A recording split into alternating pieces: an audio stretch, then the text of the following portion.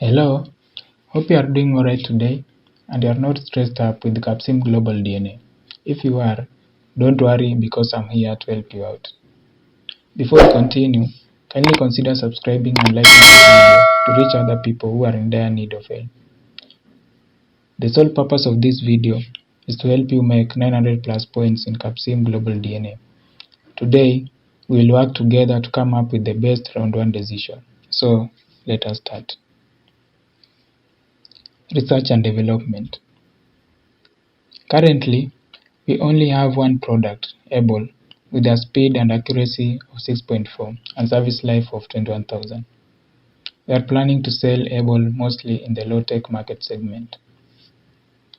We are also introducing a new product, Eka. We are providing it with accuracy and speed of 9.2. Eka is also designed to have a service life of 23,000. Eka will mostly sell in high-tech market segment. Marketing.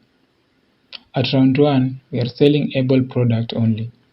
Able sells at $32 per unit in USA. We are also increasing its promotion and sales budget to $2,000. We are estimating to sell 1,600 units in USA.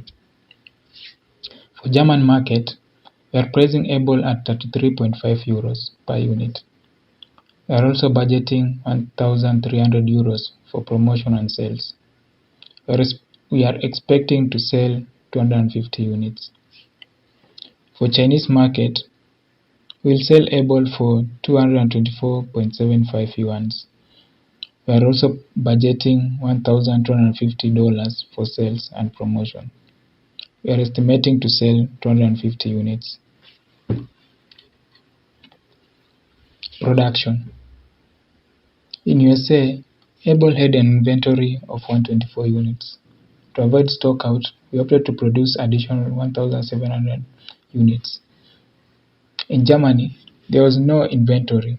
We produced 375 units. In China, we produced 350. In China, we produced 350 units since there was no inventory.